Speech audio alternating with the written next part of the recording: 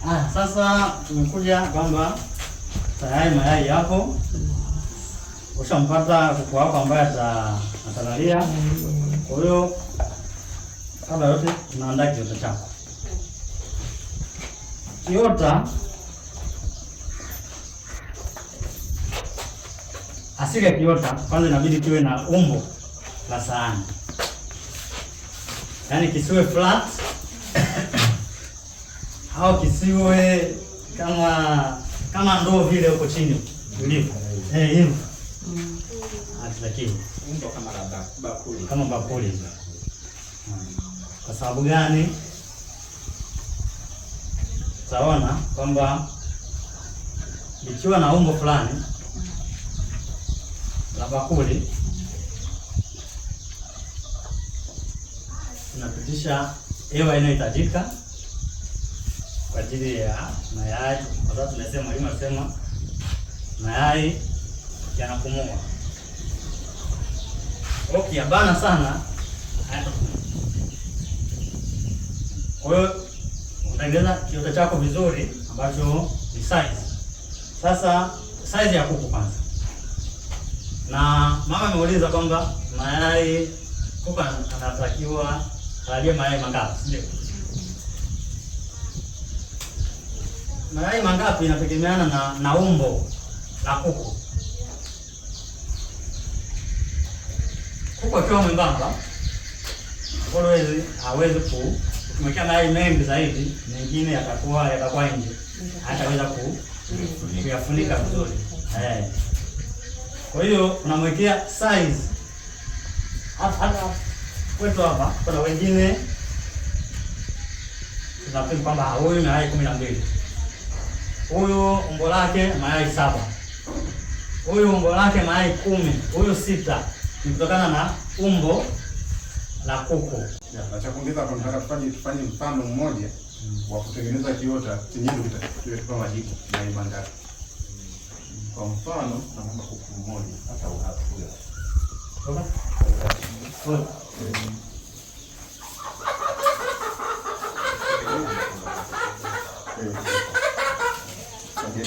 Huyu anaitwa Asha.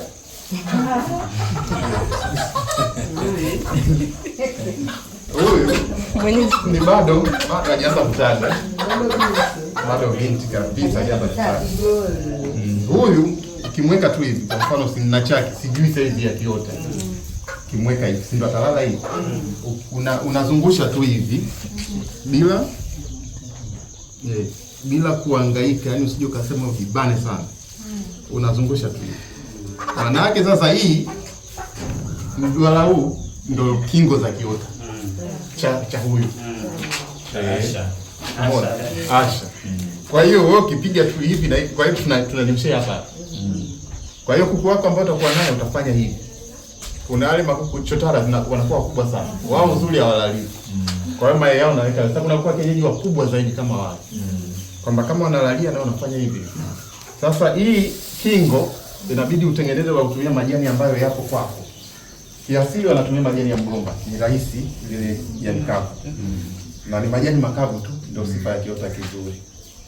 Sasa sisi majani ambayo tunao kwa mengi sana ni haya. Kwa hiyo kwenye eneo lako majani ambayo yanapatikana. Wengine wanatumia maboksi. Umeona? Boksi ndio inafanya kingo. Sisi hapa tumepata kingo za haya madudu. Lakini utaona kuna bakuli ambayo tumeweka kutokana na size yako. Kwa hiyo kama hapa tunayo, tupo nyumbani, lile boksi lako kama lipo lijia hivi. Kwa hiyo kwa kutengeneza kingo kwa mfano kama majani yanaenda kwa mtindo huu.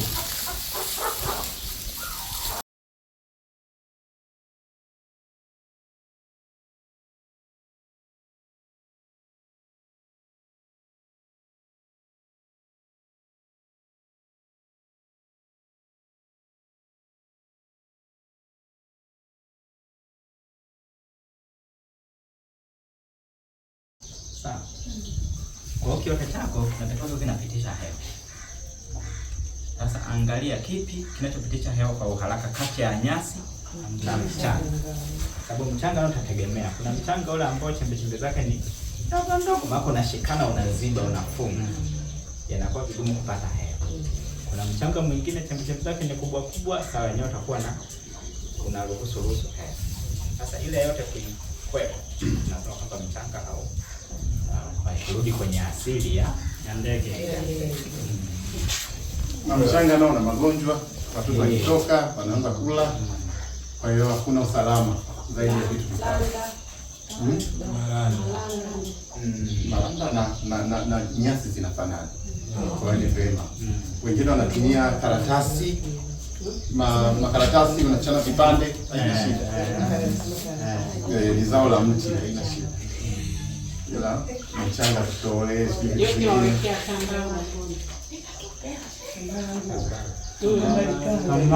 kama nikanga hivyo nimechanika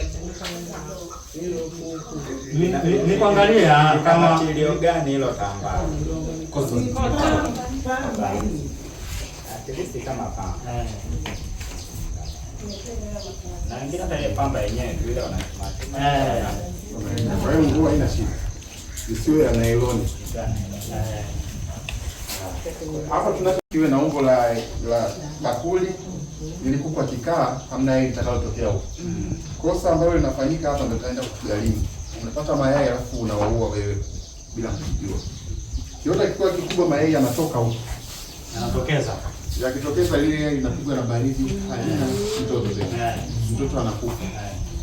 Na maana yake sasa kuhendo kiota ina sifa zake na sehemu ya kuweka. Kwa mfano tumeshatengeneza tumekiweka wapi katika eneo lako. Utakuja kuangalia chumba hiki tumeamua wasiingie kuku wengine kirahisi, hasa majogoo. Kwa sababu itakuwa ni fujo. Kuku anahitaji kiota kinahitajika sehemu ambayo ni kimya. Alafu sehemu ine kabisa kidogo. Kuku anahitaji utulivu, hata makelele hapa wanajishtukia, lakini kwa sababu ametuzoea. Kwa kuku ambaye hajazoea shamba hapa ni shida. Kwa hiyo inatakiwa kwenye giza. Ingia tu anatoka na kimbia nje. Na makelele. Yaani hapai kabisa usumbufu wote. Kwa mfano mara ya kwanza kuku ambayo tulikuwa tunapata tabu kiingia hapa upande huu ndio walikuwa wanataka. Sababu kuna giza. Sio bad. Lakini baada ya kuwatoa wote wapo radhi kulalia mpaka kule kwa sababu atilisti. Lakini huku kuna sifa ya giza, kuna sifa ya ukimya. Kwa hiyo alianza hivyo. Kwa hiyo kiota kiweke sehemu yenye ukimya. Haya, kingine cha kuongezea hapa ambacho tunawapeni kutoka kwetu ni kwamba kwenye viota hakikisheni mnaweka majani ya mwarobaini. Tumeni jani la mwarobaini unaweka hapa katikati. Majani ya mwarobaini. Majani ya mwarobaini. Mabichi makavu sawa, lakini mabichi ndio mazuri zaidi. Majani tuacha vitawi vile. Ukishaweka hapo ndio kuna magonjwa ya parasite wale viroboto wanawasumbua kuku. Na kugundua hilo lipo, utagundua kuku anajiangaisha sana. Na pale ndipo wanapozaliana sasa. Kwa hiyo ukiweka hivi, haya wanayachukia. Hamna ukakata sehemu mwarobaini kwa hiyo hata mdudu atakuja hapo. Hata mende umoni. Kwa hiyo ukiweka hapo wanachukia, wataenda sehemu zingine. Hao titiri. Wengine wana spray na vitunguu, maji ya vitunguu saumu, maji ya mwarobaini sawa, yanawakimbiza. Hayawaui. Yanawakimbiza, hawataki maeneo hivi. Kuna dawa za kunyunyiza pia kabla ya kuku kulalia. Zipo zile za kununua zile dawa za chawa kunguni. Ukimwagia hapo haina shida. Mengi kidogo. Au machache tu kidogo. Na hapa yanakuwa katikati hapa kwa sababu ndio yai lisiguse chini. Kwa hiyo unaweka tu majani hapa yawe yametanda hapo. Je, nikipuliza lungu? Hapana, ni mbaya. Kwa kuku ni mbaya. Alafu ubaya wale viroboto nao nini utitili wanapanda, wanatoka kwa kuku. Wanaweza kupuliza chini alafu na ile lungu ikitoka tu harufu yake haina kazi. Ila haya ni muda wote. Hata akikauka hadi. Kwa hiyo tufanye hivi. Cha kuongezea sasa hapa nataka pia tu experience kuona kuku bwana huwa ana tabia hapa akiwa analalia. Tunakuja kuwatoa watoto. Hii uzuri mtoto unamuona inatoka nje. Huyo ndo anaanza kubondi na mama. Umechelewa kumtoa. Yaani hapo kasha mtambua. Na mama homoni zinaanza sasa kutaka kulea. Na ukichelewa kutoa ataacha mai mengine atatoka na watoto. Alafu tunataka na wiki moja. Kwa hiyo hii inatusaidia. ukitoa watoto atabaki kumalizia lugha. Kuendelea. Ukimchelewesha basi baadhi mengine anabaki.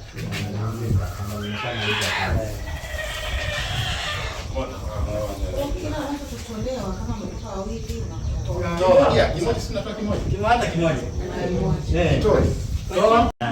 Siku ya kwanza anatoa kimoja, siku ya pili siku ya tatu anabakia na. Sisi kwetu yameenda hivi kutokana na nini? Kwa sababu tunakusanya mayai. Kuna mengine nakuta mayai yana siku 10 tayari anashaanza kulaliwa. Hili lingine tumelileta leo. Oya anakuwa yanapishana hivi. Sio kwamba yote yanaingia siku moja, hapana. Kuna muda wake. Yaani mara mbili tu ni mwisho, hawezi kukamilisha mara tatu. Sasa kwa mfano hapa unaingia, unaona, naomba msogee, kuna elimu hii. Mkiingia kama hivi, hapa kingata kidogo, lakini hakuumizi. Unajua, unaangalia kuna watoto watatu, kuna huyu mmoja Siogope, nimeshapeleka mkono. Ya, kwa hiyo tunaye kifaranga mmoja mzuri, huyo anatoka anaenda process nyingine. Akai hapa. Anapokaa hapa kuna magonjwa ambayo yapo kwa mama, kuna magonjwa hapo katika kiota. Watu wananyenyea huko saa nyingine. Kwa hiyo tutamharibia. Na wapeni siri, kuna mbu. Mbu anasambaza magonjwa na huwa kuku wenu bila kujua. Ni mharibifu mno. Kwa hiyo giza likikuta hapo ni shida. Huku tunapoenda mbu waingie. Kwa sababu ya taa. Hichi kiota kinakuwa kuna maradhi. Na nyinyi mmesema kwamba mnamtolea alafu mnamkia mayai mengine. Sasa wale bakteria ambao wanapatikana hapo, je, hawezi wakaathiri hayo mayai au mnafanyaje? Maana mnamuunganisha. Sasa tunachofanya ni hivi. Magonjwa ambayo tunazungumzia yanatokana na unyevunyevu aidha wa kinyesi. Ndio maana tunazingatia ukavu wa nyasi. Kwa hiyo tunapiga hesabu kwamba ili magonjwa haya yaanze kutokea ikiwa kiota hiko kitatumika mara nyingi. Miezi miwili inatosha kwa hii system yetu tuliyotumia. Majani ya mwarobaini hayaharibu tu au viumbe vinavyotambaa, lakini mpaka bakteria, mpaka virusi. Kwa hiyo kumwachia hapa huyo aanze kujinyea hapa, akale mawazi yake, ndio ugonjwa unaanza. Na hizi kwa kwanza hapo hali chochote leo, hata ni maji siku nzima.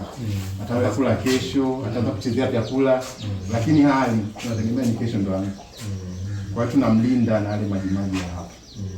Kwa kama hapo tunapotoa, huyo anaendelea kulalia.